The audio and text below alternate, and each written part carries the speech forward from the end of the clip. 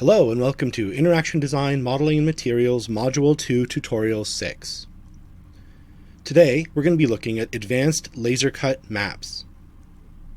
This is the example that you've seen in the classroom that has multiple pieces including road data and building data, some topographical data, some water data, including a logo, all cut individually and then reassembled into one piece. One of the options for your Project 2 final design is creating an advanced laser cut map. Laser cut maps are a powerful and effective way to use digital fabrication and physical publishing to visualize spatial data. This is an opportunity to explore fabrication and spatial data in greater depth.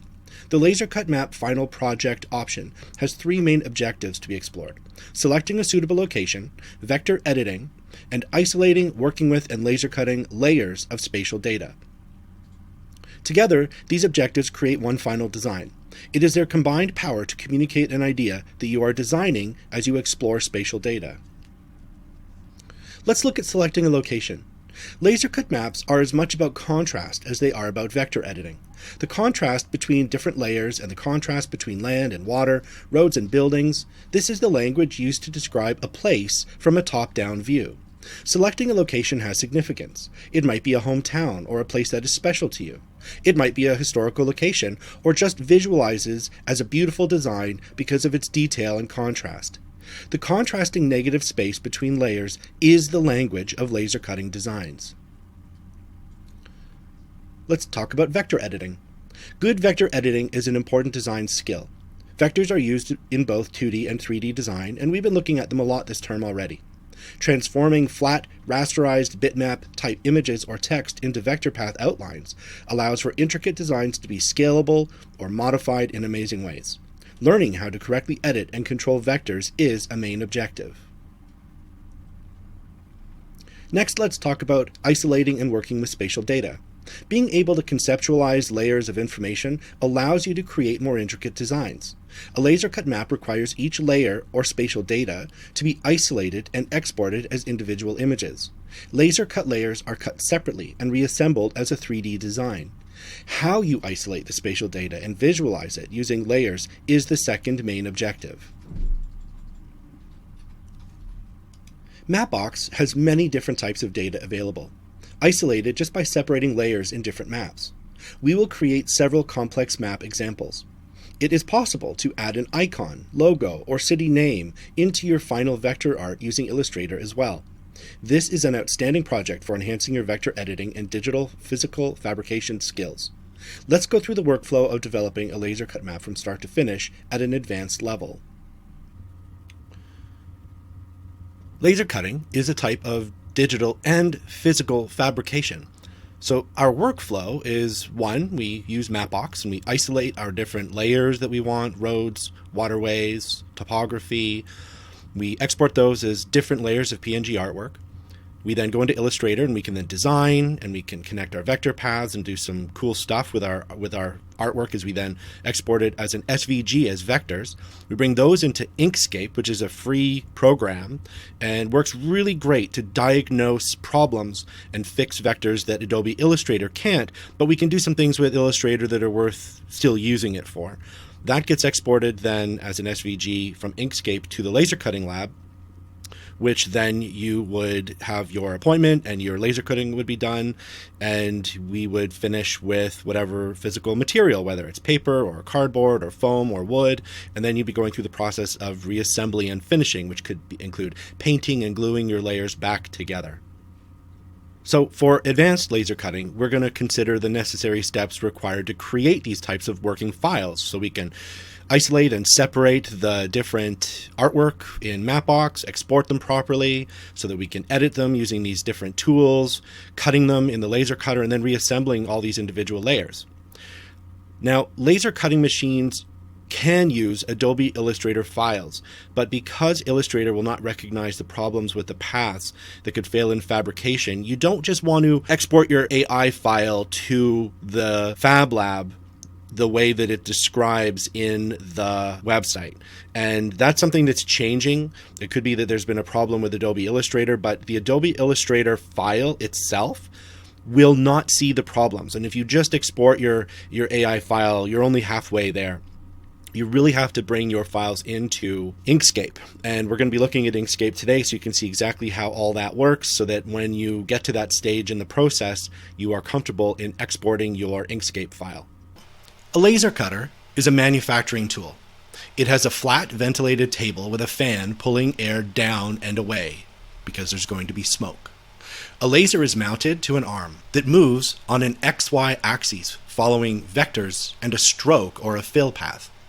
Specific colored strokes and point thickness tell the laser cutting software to do different things with the laser.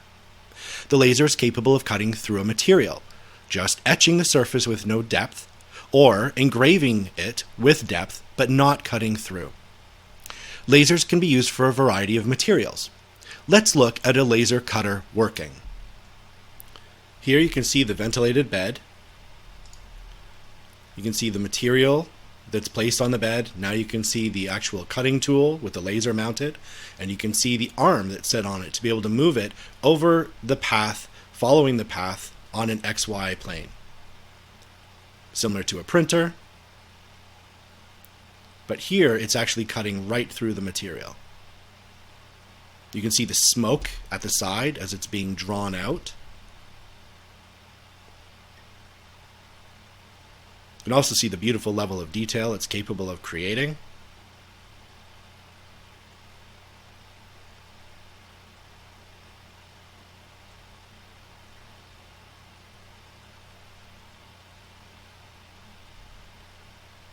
Laser cutters are similar to other XY table-based cutting tools such as CNC machines, which use a rotating drill head, and water jet cutters, which mount a water jet tool capable of smoothly cutting through thick steel even. Each of these uses an XY axis to move a tool around a table. Each has their place in digital fabrication based on your project requirements. Cutting materials creates smoke. Some escapes the ventilation of the table and can be dangerous for humans to breathe. There are a list of materials we can cut on campus. Make sure you check the list before buying a material. Let's take a quick look. On the MacTech website, concerning the laser engraver, you will find specific guides around the different ways to use the laser cutter. You can see that there's a laser setup fee of $10, and the laser is based on its runtime, right, which is $1 a minute. So there's, even though a minimum charge, it's not usually the minimum charge that'll be the issue. It's that $1 a minute can rack up, and depending on the complexity of your cut, it can get up to be $30, $40, $50. So we have some materials that are already kind of showing how acceptable or not acceptable they are. This are a list of materials that it says can be used on this laser. The Fab Lab does not provide or sell any materials, so any materials you buy to be laser cut, you have to buy separately. But just notice the list before you go and buy or expect to use a material. We're going to be doing probably something within that range for this project. Many woods are plywoods, and plywood is not acceptable because it is glued wood and the glue will burn. Possible laser cutting materials include wood, like the birch board that we sell in the bookstore, foam core, which is paper that's laminated on one or both sides of a foam board. Paper can sometimes burn if the map is too intricate. Cardboard, much stronger and more durable than paper, but not as strong as wood. The bookstore sells birch board. Here are some sizes and costs to consider of what they have in stock. Laser cut maps are often made of thin sheets of wood, allowing for multiple layers of a fairly strong material to create a sense of depth while remaining relatively thin and light. Laser cut maps can include different types of data, including road networks, water systems, and topography. Some materials express certain data better than others, but all have the potential to use the language of physical precision and aesthetics, like wood, or paper, or foam core, or cardboard. We will continue using Mapbox as our tool for creating precise spatial data-based images that can then be turned into vector paths. This advanced tutorial will push the detail of digital fabrication much further than the basic tutorial. The material language of designing using this kind of spatial data is an incredibly aesthetic visualization method. Just remember that time and detail are cost factors when creating these published objects, and with higher detail, more layers, and more time, the cost of your project files will also increase. Using Mapbox, I've created a few styles that already limit the layers to just roads, waterways, buildings, even just topographical contours. These are fully published and public and 100% available for you to use. You would just export your individual map layer images of the precise location in each layer as a PNG, the way we're going to do today in our tutorial. These are the links to each of my Mapbox styles for each of these types of data. These will be provided to you for this advanced tutorial. Let's jump into Mapbox. I'm not sure if when you're using my style whether you need to log in or not, but I'm already logged in, so let's take a look. So I have a series of styles that I've built, all for laser cutting. So building solid for laser cutting, water outlines for laser cutting, solid roads for laser cutting, and contour lines for laser cutting. And then of course the rest of the sort of projects that I've worked on and tested. For a second, let's take a look at the, is it the monochrome copy? Maybe the monochrome copy, just to kind of take a look. Because what's interesting about this image is that it kind of represents ideas of what we're building. So even though it's not at all the way the layers are structured here, because what you wouldn't want to do, for instance, is export this as a PNG, because it has lots of different information, and it's going to be very difficult for Illustrator to take this information and somehow turn this into vectors. It isn't going to separate these waterways from these roads the way you would need to do by hand. So what this is good for, though, is it's good having this as an export image just so that you can see the reference of how these layers fit together. So some of the issues around Mapbox have to do with it takes a little while for the houses to pop up. As soon as we're outside of a certain range, they pop out, and it's actually quite difficult to control some of these pop outs. Some of them we can adjust in the layer window, but some of them we can't. And so you'll find that in fact working with them as individual layers can make that a little bit easier, and I've already done the legwork for you. So don't do this. Don't just jump into a monochrome and export it and go that way. So let's start by looking at waterway. So here you can see that we have this beautiful outline. I can zoom out.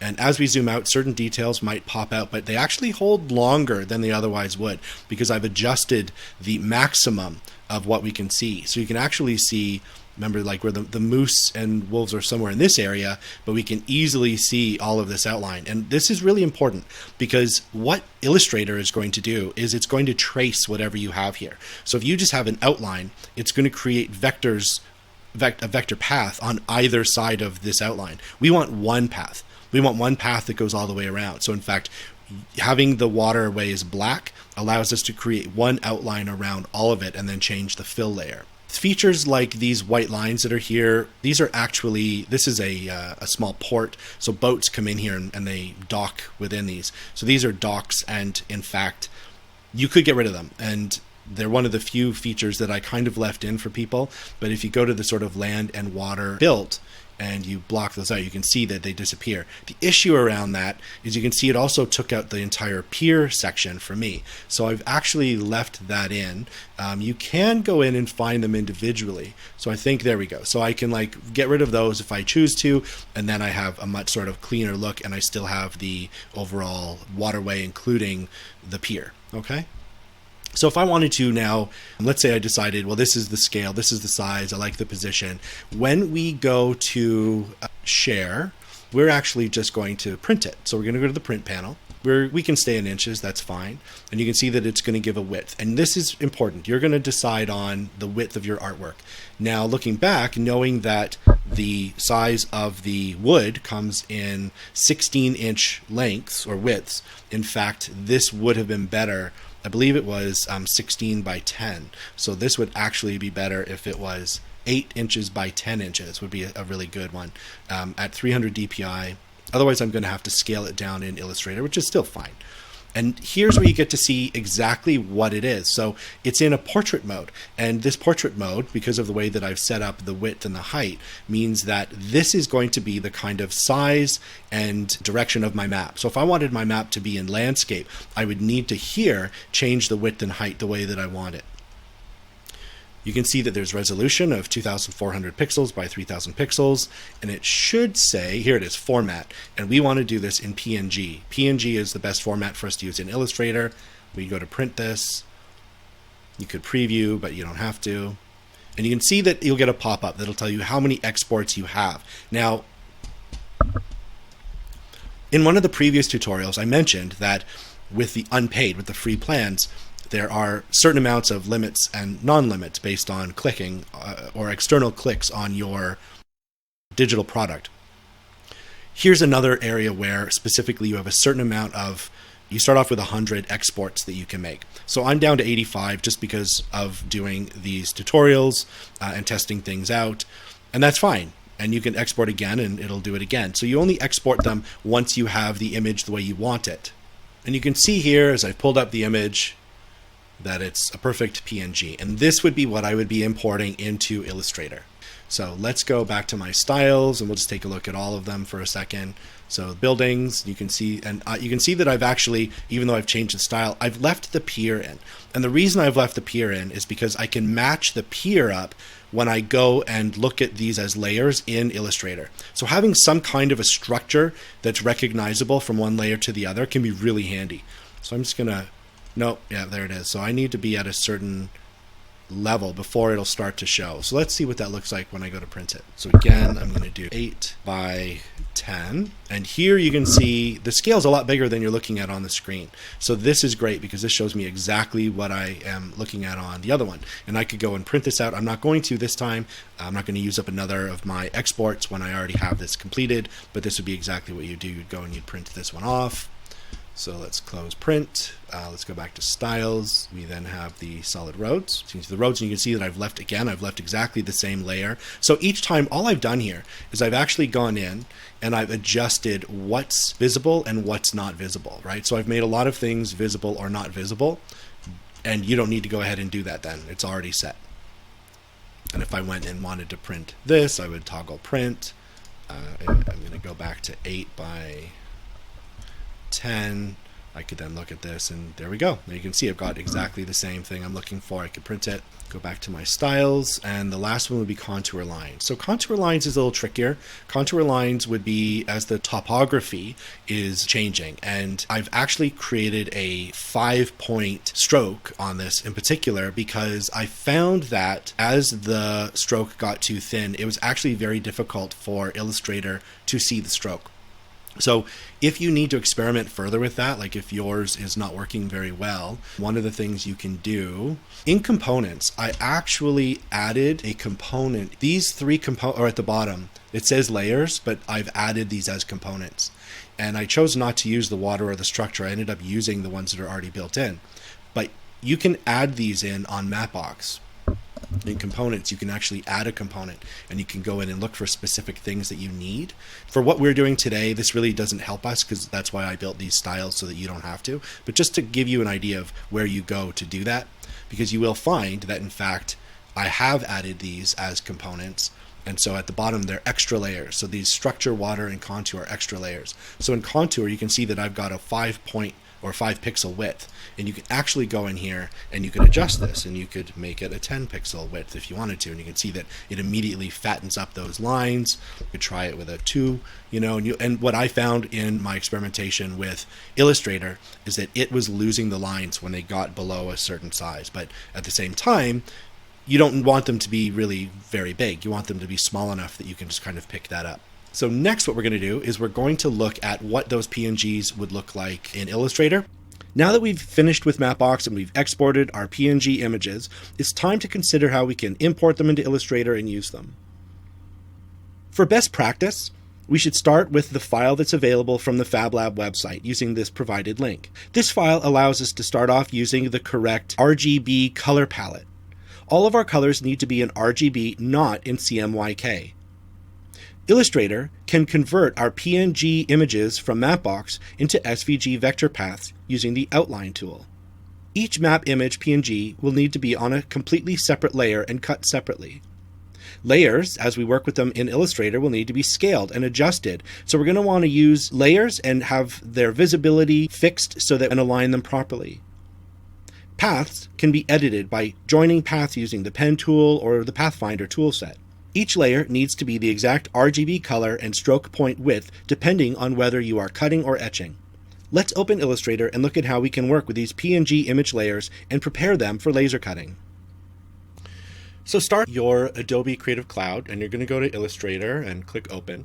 Now you could go to New File, and if you go to New File, you'd have to set up your colors properly, and you'd have to you're going to have to adjust the size anyway. So what I'm going to suggest is you actually open up the Sheridan template. All right. So double click the Sheridan template, which is going to take you into the artboard. Whoops. Oh, you know that worked. So into the Sheridan artboard. Now the problem with this artboard is, first of all, it has a whole bunch of stuff on it that we don't need. We just need to understand how it works. We need to know what a cut line looks like and a score line looks like, an engraved line looks like. But you know what? For a lot of what we're going to do, for the actual sort of vector cutting side, we're going to end up doing a lot of that in Inkscape anyway. So in fact, we're not going to use a lot of those directly, but it's still good practice to start with it, okay? The other thing, though, is that the size of this artboard is going to be incorrect. And the problem with it is, even with the exported files we have, we always have to be thinking of the final product when we're doing laser cutting. It's not as simple as just designing the artwork and then hoping that it works. And yes, we could resize things later, but the scale of things and the proportion of things, it's better to have an idea right from the outset. So how do we do that?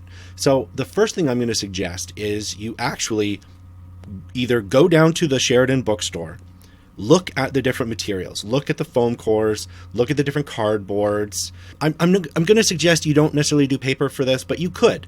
So look at the different paper products and definitely look at the birch board wood. Now, what I do have here is I've pulled up the Sheridan bookstore, their website. And on their website, I did a search for board. Don't do a search for wood. You have to look for board, okay? Because they call it birch board, not wood. And there's a specific thing about their birch board is that it's not plywood. There's no glue in this. And that's important when we're doing the laser cutting, right? Even though there's good enough ventilation, we still want to try to use these types of materials. It's also incredibly thin. Like, I'm trying to think if it's like an 1/8 of an inch. I don't know if it actually says something. Let's click on one. It doesn't really give any more information. In fact, you'd have to go down to look at it in the store to see, but as far as I know, it doesn't give like a thickness, but that thickness, I believe, is might be a 1/4 inch. It's either an 1/8 of an inch or a quarter of an inch, and I would have to measure it to be sure. So when we're here, though, what we do have is we have some masonite, which you don't want to use, and a whole bunch of other board type things that come up which aren't. So, but you might find that using a different paper product is what you want to do. So whether it's foam core or what, but I'm going to focus on this based on wood because that's what the examples are that I'm showing you. And you can see that there's 3 different sizes here. I'm trying to recall if there's a 4th size that I've seen in the actual bookstore. Let's base it on what we see here. So I'm actually going to focus this on the 16 by 20. And the reason I'm doing that is because I know that I've got like 4 layers on at least one of these. And if I've got 4 layers, then what we're kind of talking about is with a 16 by 20, I could fit 4 8 by 10 pieces, and that would be perfect, right? So let's start off with this 16 by 20 size and go from there. So I'm going to reduce that, and in your artboard, what you can do to adjust that is if you are clicked off of everything and in the selection tool, clicked off of everything, and you go to properties and you scroll down, you can get to edit artboards. And when you do that, up at the top here, you get sort of the sizes of things. And so what we are going to want is 20 by 16. And now we have our actual board size, okay? And we could then come in here and we could remove all of these other pieces using our selection tool. We don't really need any of this stuff for what we're doing, and remove it. And then let's make sure that in our layers, there's nothing there, right? It's just this. It's called instructions, but we could change that to any name we want. Going to drag that over. So this is the way that we're going to want to start this process. Nice, clean artwork. Okay. Now we could also like just consider this our sort of final artwork state, and then we could go to other, if we wanted to, we could go and build another page that we would use as sort of the 8x10, because now we know that what we want to do here is actually have 4 8x10 pieces that are going to fit within this. And let's just, size looks kind of funny. Let me just double check here in our properties, edit artboards, 20 by 16. Yeah, so we're going to have, right, so we're going to end up this way, having to put it sideways. You know what? I'm going to actually switch that then to 16 by 20. I think I'd rather see this in portrait. And in portrait, this is going to be easier to like kind of place our 4 different sheets here that we would want, and then look at all of the individual artwork that we have on those different pieces. Okay, so this is how I'm going to start my project. And even if I only had 3, then I would still then just have an extra piece available that I could do something else with or just keep it. But this would allow me to do those 3, I think, at the least expense. And we could, if you really wanted to look at it, you could always make a couple of rectangles at the right size and test those things out. And so let's bring in, and that's actually not a bad idea just as we scale things, but the other way would be to make a rectangle. And let's make this rectangle, here we go. So I want to set up the width of this in inches to 8 inches, and I want the height to be 10 inches. So this is my size that I'm going to have, and I can then use this as sort of my general template that I'm going to have my artwork fit on top of. And I could, if I want, just put that to the side so I can work on it. So the next thing I'm going to do is let's bring in one of the layers. So I've got my 4 PNG layers that I'm working with here, and let's start off looking at outlines of water, sorry, I should say water outlines, and that's going to help define a lot of the space for this one. So might have to, no, could drag it in. Okay, so now we've got our entire water piece in here, and I'm just going to scale it out a bit so we can see it, because now we can see this is the artwork, this is our final board, and this is the size we're aiming for, right? So let's scale this down a little bit. And remember, so this is a bitmap, this is flat. And let's see how we're fitting here.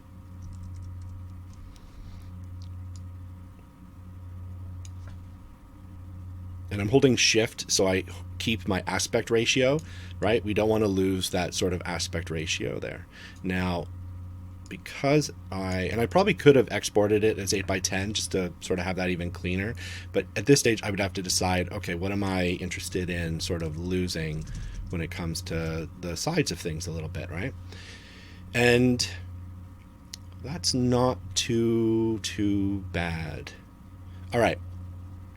So this artwork here, we are going to want to image trace it, and we're going to want to convert it from being a bitmap, the way it is, into being vector art. So if there's a few different ways we can do this, and the one way, the fastest way, is just going to image trace, and you can make and expand, right?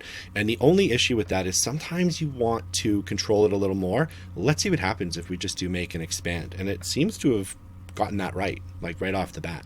We can get rid of all of the black, and I'm just looking at it. So you can see that there was a question mark there. So we've set the fill to nothing. The stroke right now is set to nothing. And I think what we're going to want to do is let's go in and we're going to set it to cut red, just because that is the idea of what we're going to do. But we're going to keep it at 1 point so that we can at least see it, right? So there's our artwork, and it is now, you can see by clicking on it, it's a vector. So these are now individual points that we can go in and edit. And that is exactly what we're going to want to do. Now, the easy part of that is going to be deciding sort of where we want this in our scene. Now, one of the things that doesn't really come up as obvious is that we actually need to build a frame for each of the layers. So the outer edge, we want to make sure has wood on it so that each of the wood layers kind of stacks, right? And to do that, we're going to take the rectangle. We're really going to want there to be a stroke on this one. So let's make this stroke like, I I think 16 is pretty good. Now, the other thing though is see how the stroke goes on the outside? We don't want that. So yeah, so you're going to need to open up your stroke as a separate, there we go. And then we can choose one of these. So right now it's aligned to center, and we don't want it. We want the stroke, I believe, yeah, we want the stroke on the inside. And that way you can see that it's moved the stroke onto the inside of the artwork. That's perfect. That's what we want for now, okay? And even though I set it to black, we're going to end up setting it to red, so that doesn't really matter. Once you have that stroke there, though, it's perfect. And we can go back to our layers. So the first thing we're really trying to do is resize our vector layer here to work within this sort of size of this frame. So I want to select that layer, and I'm going to just move it over, and it fits actually really nice there.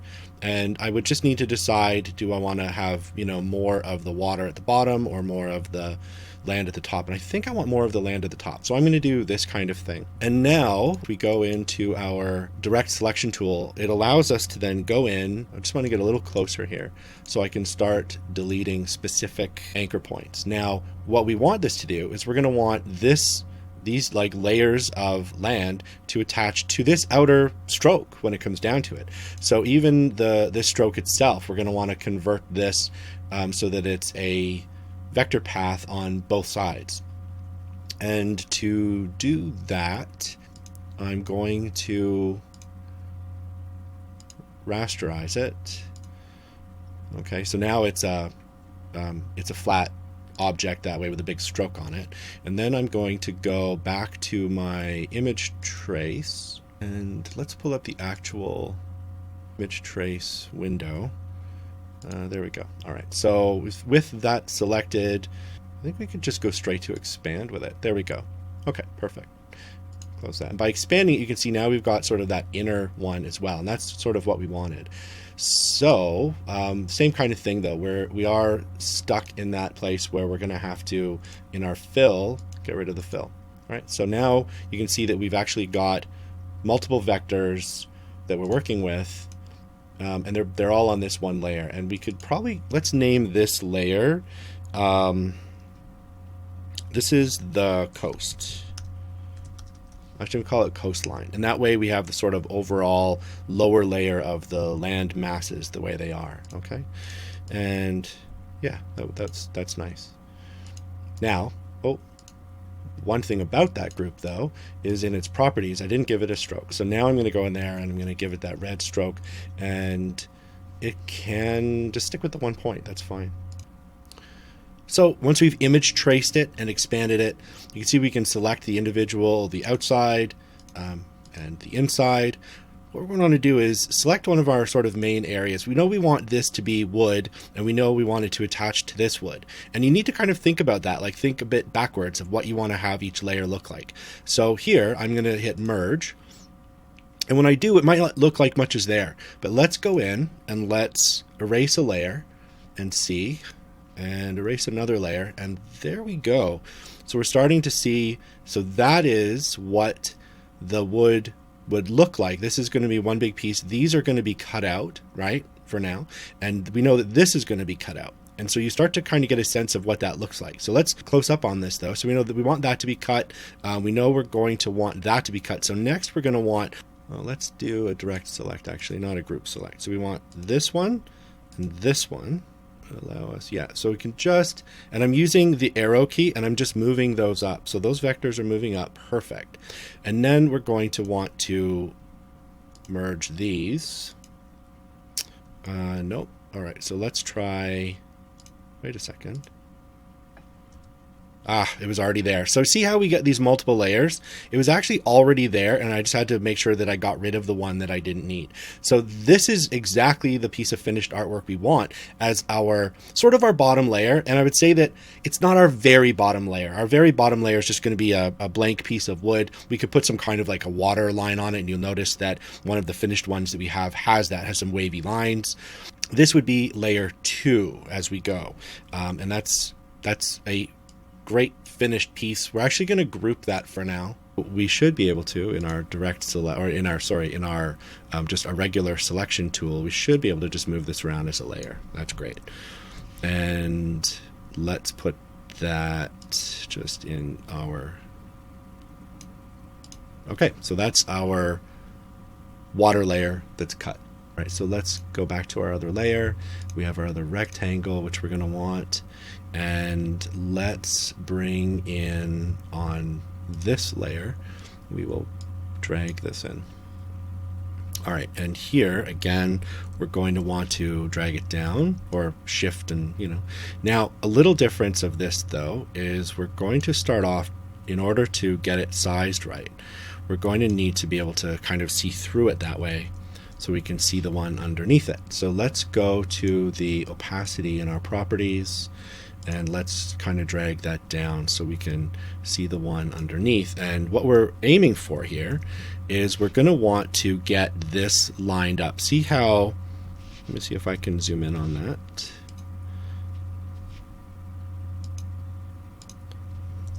All right. By leaving this, the point of us leaving this in here was that we were going to be able to recognize lining it up with that. Okay. So in fact, right now it's actually shrunk down too small. So we're going to need to go back to our layer and let's get this file and going back to shift, I'm just going to drag it up.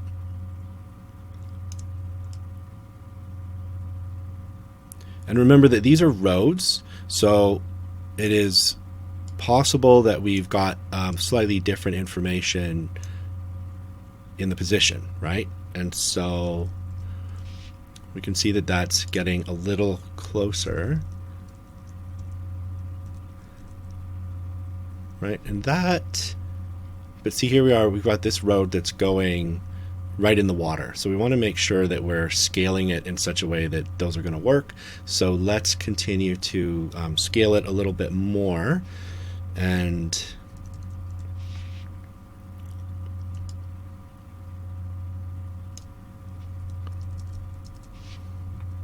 still looks small to me. I'm just eyeballing that to try to get it to work.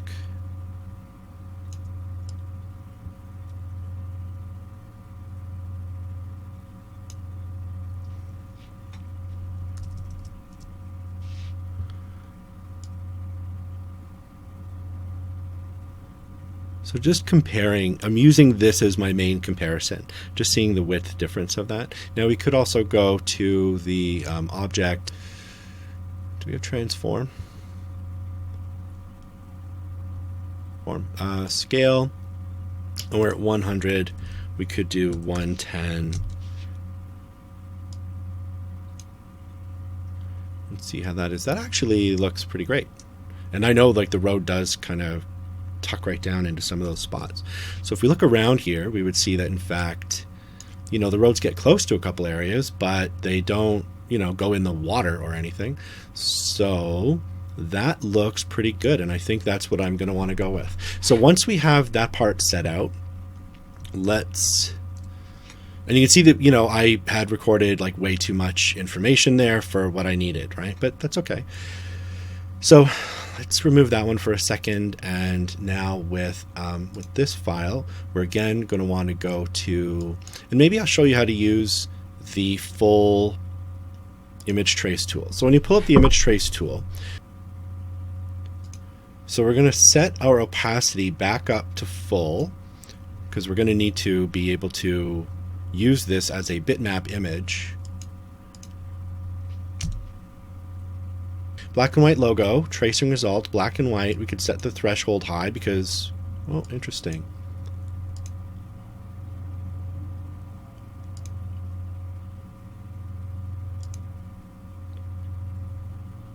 We keep it at about 200 there. I'm going to increase the paths. We're going to, and this is under the advanced options, let's have corners. We could simplify it, try to get rid of as many of the extra vectors. We're going to go to strokes. We don't want fills. And we're going to want to, whoops. Oh no, it is working from fills right now. Interesting how that removed those. Okay, so we're going to keep that and we're going to ignore color, and we want to ignore, oh, it's already ignoring white. Oh, there it is. Okay. And once we have all that, we can go to expand, and there we go. And we have our full vector ready to go. Now, in this case, we also are going to, eventually, we're going to take that rectangle and we're going to attach that to it. But before we do that, I want to get rid of as much of this extra information as possible. And this is very similar to the way we got rid of information even when we were doing the Great Lakes map type stuff with Mapbox earlier. And so we can go into the direct selection tool, and I'm going to grab, now that's the only worry, is if I erase that. No, that worked fine. Okay, and you can see that there's still a bit of, there's some messy stuff on the edges, but that's okay. And same kind of thing, we're going to go in here, and now that's the only issue. So I'm just going to go back, and some of these, when we get rid of them, all right, so we're going to leave a bit of that.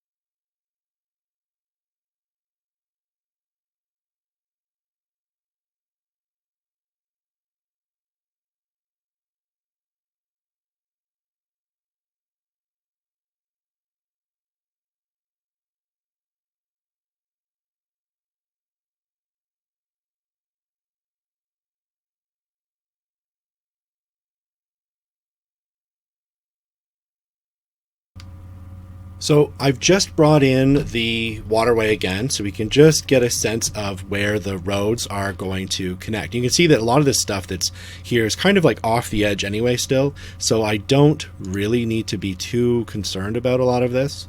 We want to get rid of any excess pieces. But what we're hoping is that these are, just going to end up getting connected right in. So even those, we're going to leave those for now, and we're going to see how well those get absorbed into our outer rectangle that we put in here, and then we'll go in and do one more cleanup of that. Okay. All right, so this rectangle we want in our properties. We definitely don't want a fill, but what we do want is we want a black stroke, and we need to make sure that we set it to inside. There we go. So the stroke is on the inside, and we can see that there's a couple of path issues there. So we'll see if it will absorb those, or actually, yeah, because then we'll just go in and erase them anyway. So let's see how that does for us. Let's go back to our layers, and we're going to select our rectangle, and now with the rectangle we want to have it to rasterize it.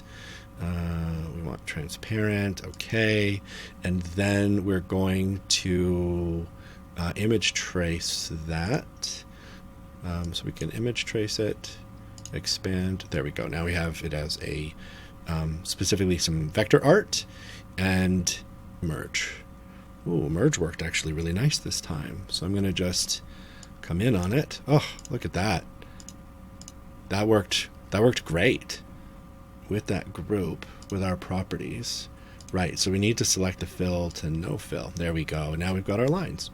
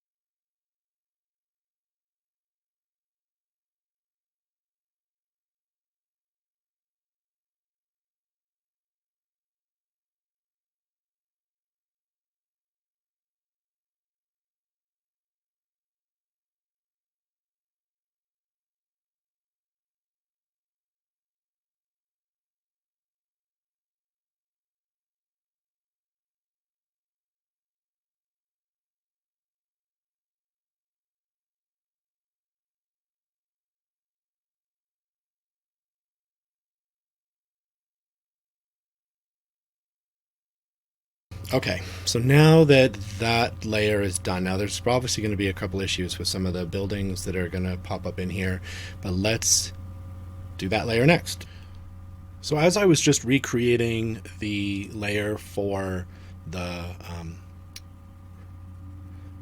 border for this next layer of buildings, so I created a new rectangle and got it to work, and I thought this was an interesting opportunity to talk about how often image trace will duplicate.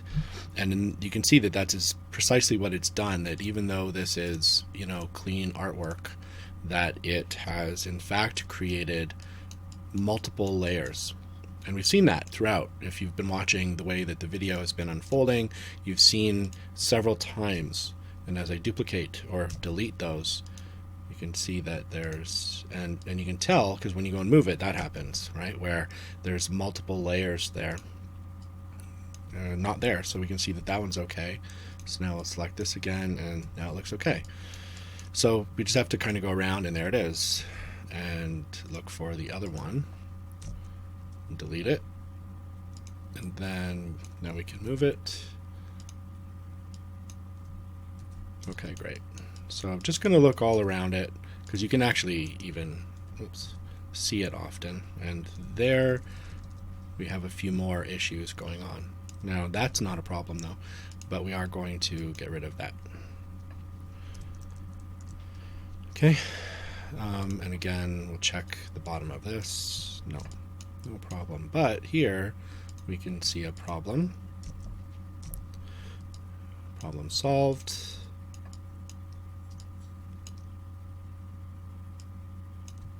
No problem. You can see there's some problems happening there though. Look how it's right. So it's all right. And I think we could probably, the easiest way to clean up this one is I'm just going to get rid of all of these. And we'll just take our pen tool and connect those again. And now let's take a closer look there. I don't think there's any more problems. No. Come over to this side. And you'll find that that'll happen quite a bit with your layers, and there's a good chance that even with one of the other ones that the layers are there. Now if you're etching them, it's not going to be as big a deal, but when you're cutting them, it could double cut things. So we're gonna, when we get this, well, there's a few things we can do. One is we can actually, sometimes if we go to the outline tool, we can see it there.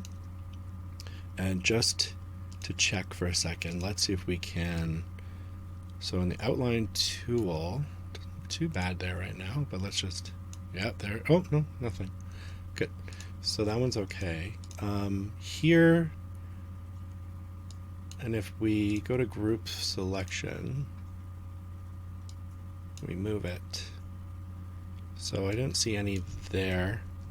So I think we're probably okay with some of these. Yeah, but see, then there's those, right? So we'll just delete that. So what you need to do is go into and select and move them. And if they move and there's still something underneath them, then delete them.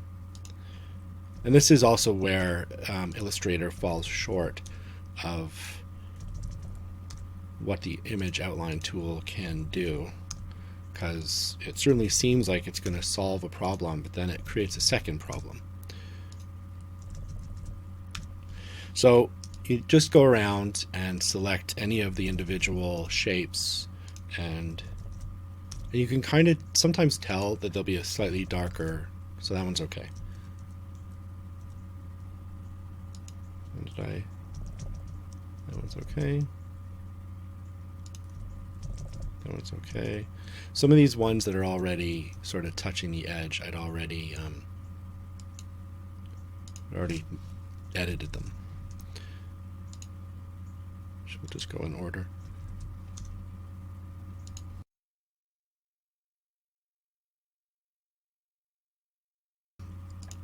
The coastline itself should be okay. There's not a lot of pieces. So the ones that have a lot of pieces, like the buildings and the roads, are going to be the ones that are going to be more problematic. Okay, so now when you see those X's, I'm always a little bit concerned. Yeah, so that's exactly it. So if you see any of those X's when you go to outline mode, those are showing you things that are not connected. So it's a great way of being able to go in and look for some issues. And I don't see any more in there, which is great that there weren't that many. All right, so we're going to set that back to preview mode. Okay. And we are going to, there we go. So now we have our coastline again. We brought in, so we have our buildings set, but we don't have them lined up yet. So what we want to do is, and I wonder if we can, yeah, you know what? We're going to lock our roads, lock our coastline. We're going to lock the water, which isn't, actually, do I have the rectangle yet there? I do. Right, and it's just that one. And in fact, good. This one is not going to need a cutout. So when I go to properties for this one, I can actually set this one to a fill. And we're just going to throw a blue fill on it, and we're going to remove the stroke. There we go.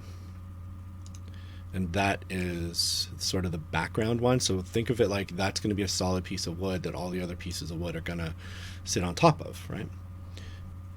Let's bring in the buildings. And then we'll try to line them up.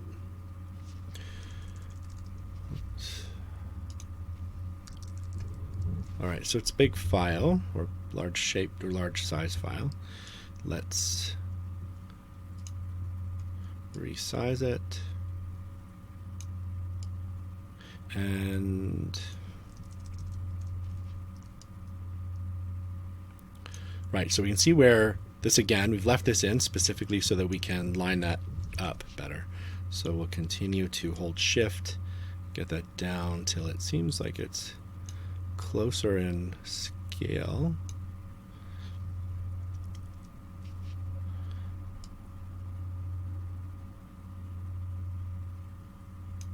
So the scale is not awful, but things obviously are not matching up yet, right? So let's keep working on now, just looking at where this is.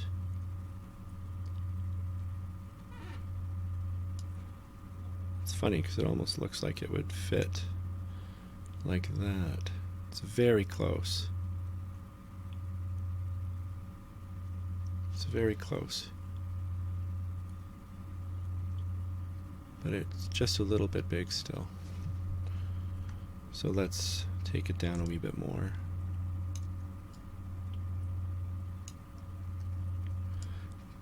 Right. Now we know we had to make some adjustments, so there's, we might have to go in and move some of them around to get them to fit a little better again. Which optimally, if this all, was matching up great, we wouldn't have to, but it is. It is what it is right now. Right, and you can see that, yeah, it's very, very close. A little tight still in a couple spots. So let's get it a little bit smaller still. And see if we can get it to match. It's really, really close, but now it looks like it's maybe a little bit too small.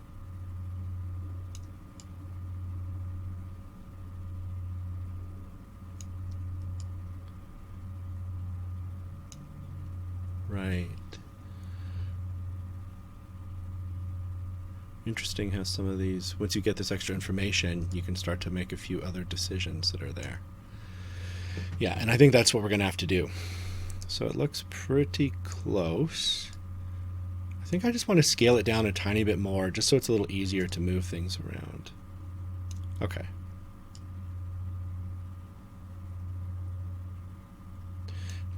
It's funny how the scaling feels just a tiny bit off. Okay, I think we're going to stick with that one because I think I can make those fit pretty easily. Okay, so the next thing we're going to want to do is let's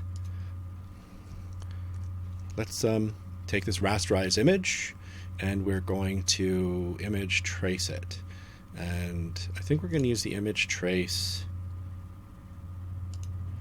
tool because we want it to be, do we want to create fills? Doesn't matter.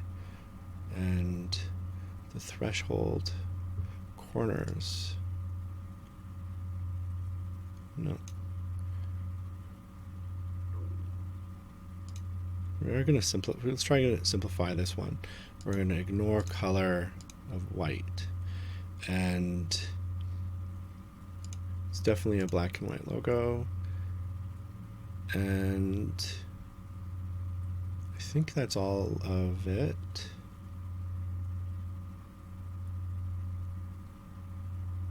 Let's expand. Okay. Okay, so now we have ours. Let's bring back our, but they're locked, and that's something that I should have done earlier so that I could control those here. So the first things first, let's get rid of anything that we're just not going to use. Right, so we're going to need some group selection. Let's start off with ones that we're for sure getting rid of.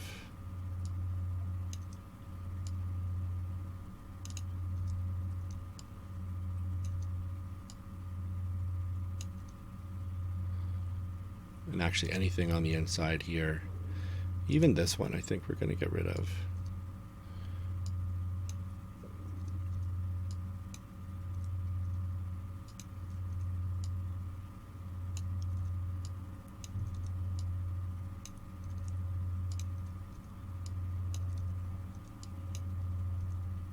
Whoops. Huh. Yeah.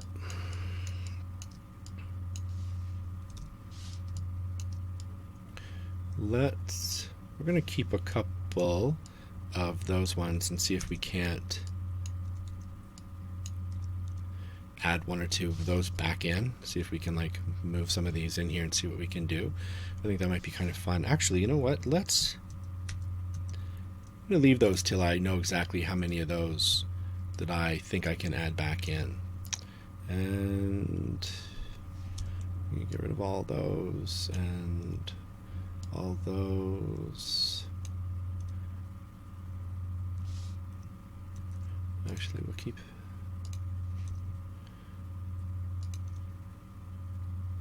So let's say after you're done and you're cutting it all, how are you going to place all of these back, right? Like you can imagine this is like putting together a tiny little puzzle. And so what you're going to want to do is let's go into our buildings and we're going to actually copy those. And we're going to go back into our coastline and we're going to paste those. There we go. So we want to paste them into our coastline image, and then we need to line them up. Okay. And the reason why we need to do this is so that we're actually going to, with these ones, we want them to specifically match the other ones, but only so that we can mark them on the coastline image so that afterwards we can glue them on and know exactly where they go. So think of this like we're going to have a little sketch mark on the blue one, right? So if we take away the buildings there, ideally in... Right, and so what we'll need to do then is change some of these colors so that now that we've got all four of our layers together, we want to see what is it we're going to cut. And we're going to switch them back to their correct cutting colors. So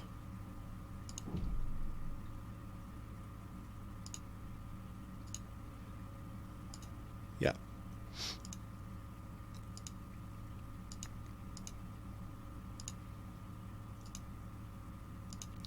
Which means we're setting everything to red.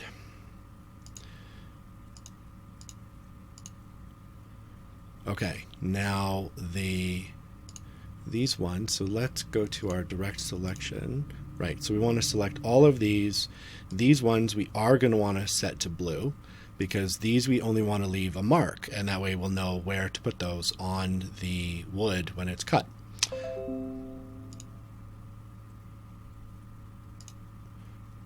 So it's basically just like a mark we're going to put on it, and that's where the roads are actually, or sorry, that's the buildings when they actually go in. That'll be okay. There's a tiny fraction off, but not really. And there's our roads, which are going to get cut red. So now one of the things then we want is for the buildings, the actual buildings, which are these ones, we want these to be red as well. So let's make sure that this stroke is also set to red. And that way we can identify all of the different things that we're doing, even though our layers have different colors. And our water is that one, which is actually going to have no color. It's just going to have an outside stroke. So now that we've been able to do that, let's select, and we're going to give it no color, but we're going to give it a red stroke. Perfect. So now everything is set up. This is our files. So let's move our files around here. Now that we've got everything layered and we can see how they all easily overlap each other. So when your files are all done and they're ready to export to Inkscape, they should look something like this, where everything is in red, everything is ready to be cut.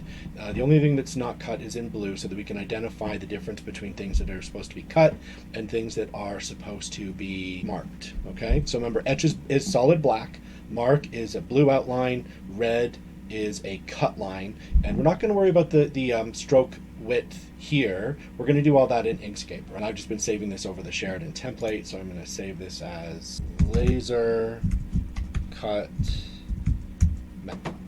Our next step is we're going to want to export this to Inkscape, and to do that we want to actually go to our export, and we want to export as an SVG laser cut map. Preserve, perfect. This is what we want it to look like. We don't want it to be responsive. Okay. And then when we have that, we're going to open up Inkscape and we're going to look at our file there. Let's quickly just take a look at the Inkscape website. So here you can see, just do a search for Inkscape.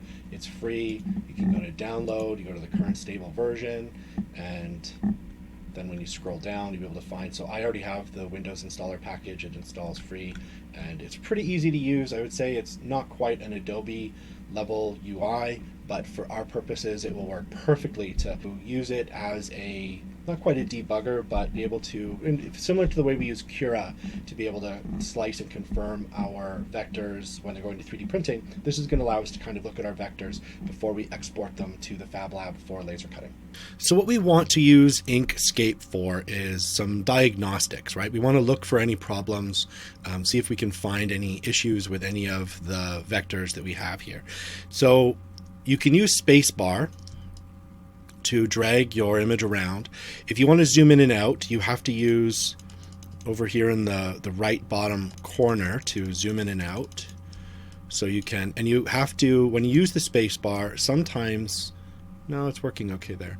Now on the left side here, you can see there's like a selector tool, but underneath it is the node tool. So we have our coastline, and let's just see if we can control. So there's our, perfect. So we can turn that off, and that way we can select all of our blue ones. And in order to change the stroke here, so we do need to change the stroke here to a smaller stroke. Now on the bottom, you can see that's weird. It says fill, and it gives you some stroke information, but you can't actually change the color of the stroke there. So in here we can go to stroke style, and the width, we're going to set it to 0.001. Perfect. And you can see it's very light colored, but that's exactly what we want. And then in our layer, we're going to, let's bring back the other, and we will then grab all of, actually everything else we have is the same stroke. So let's just zoom out. We're going to select all of it, and we're going to go to our, so on the width of this, is it going to let us? 0.01. Yep. Everything is ready to go, and we can save this as, and when you're done the full piece, what I want you to do is put Inkscape SVG, and that way everybody knows, Inkscape, everybody knows that you have gone through the process of having exported it from Illustrator into Inkscape, and you're exporting it as an Inkscape SVG. Okay? And then that file you would submit to the laser cutter lab using the Fab Lab website. And then next we're going to jump back into our slide deck. Now that all our laser cutting is completed and we have our map wood cutouts, what can we do with them? Once you've sent your file in to be cut and then picked up, you're in the final stages of the project but not done. Once our laser cutting is complete and we have all of our material cutouts, we're not quite finished. The cutouts may be in several pieces. You may need to sand them down. or trim them. You may need to glue layers or have smaller cutout pieces put together. You may decide to paint or stain some elements, like making the water blue, which takes us into finishing our materials. Each of these materials, whether it's paper, cardboard, or foam core, has some kind of a face, often a paper face. So glues that are suitable for paper will work for each of them. Avoid hot glue. It's messy and can burn your project and your hands. Stabilize the sheets of paper once glued to allow the adhesive to dry. This will create a good bond. Some adhesives require overnight dry time. Read the instructions for your adhesive before you apply it to your laser cut pieces. If you've cut your file in wood, you are in the final stages of the project, but also not done. The cutouts may be in several pieces. You may want to sand down the edges. You may need to glue layers or have smaller cutout pieces glued together. You may decide to paint or stain some of the elements, like making the water blue. As a laser cut material, wood offers the most durability, detail, and beauty, but has the increased cost of time and materials.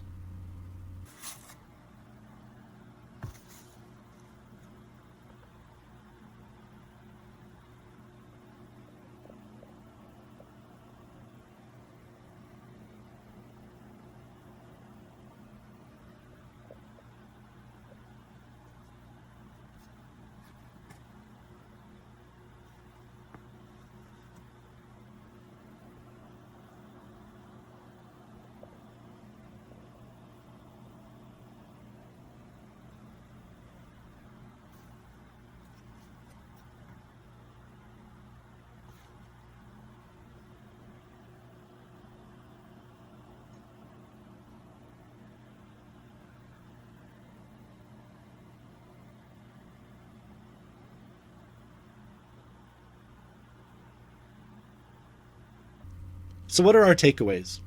We've gone through the process of laser cutting at an advanced level. We've learned how to identify spatial data, isolate data into layers, and reassemble this data as a final design. We have recognized best practices in file preparation for these technologies and the methodologies to expand our design vocabulary. And most of all, we've learned how to publish our spatial data as a physical product for our final design.